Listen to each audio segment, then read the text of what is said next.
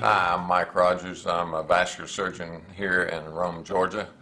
I practice at the Harbin Clinic and do a lot of my operating here at the Redmond Regional Medical Center. I've been here in Rome for around 30 years. In terms of my training, I did my undergraduate work at the University of Kentucky and also went to medical school there. Following that, I spent 5 years at Vanderbilt University in Nashville, Tennessee, doing my surgical residency, and subsequent to that I moved to Dallas and did my vascular fellowship at the Baylor University Hospital in Dallas, Texas.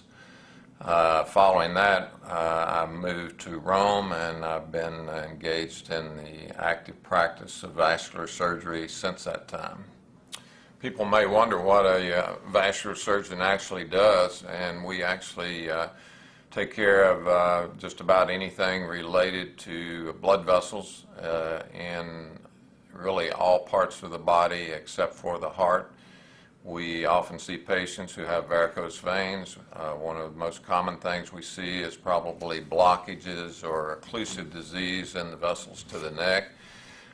You've heard a lot, I'm sure, on TV about PAD, peripheral artery disease, or a lot of times we call it peripheral vascular occlusive disease, and that's just a buildup of cholesterol within the blood vessels. And primarily on TV they're talking about in the legs, but actually it's a systemic process and occurs throughout the body in just about every vascular bed. So we're often asked about PAD and its significance, and although some of the symptoms that we see the patients for are primarily related to leg pain on walking, sometimes even limb-threatening problems or ischemia, the significance of PAD is it actually is a sign that you have hardening of the arteries throughout the body, and the most common death in those patients is actually not related to the PAD so much as it is related to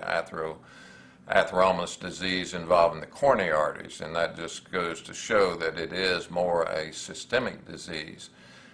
We also treat a lot of patients who have aneurysms, which is an enlargement or a ballooning out of the blood vessel, primarily in the abdomen, although it can be in other areas, and we take care of those. We're often asked, well, what size does the aneurysm have to be before it's treated? And usually we wait until these aneurysms get at least 5 centimeters or around 2.5 inches or so before we treat them, unless they become symptomatic before that. We see other things as well. We see trauma, gunshot wounds, knife wounds, and so forth. Some of the other elective problems that we see relate to the veins, which are not as immediately life or limb-threatening, but are oftentimes associated with a lot of discomfort, swelling, sometimes ulcerations, and these, although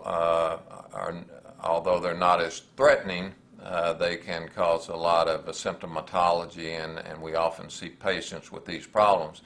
One of the questions that I'm often asked when we first see these patients is whether these varicose veins are dangerous. And as a general rule, they're not dangerous, and they're not associated with any risk of blood clots, which might embolize to the lungs, which many people are concerned about.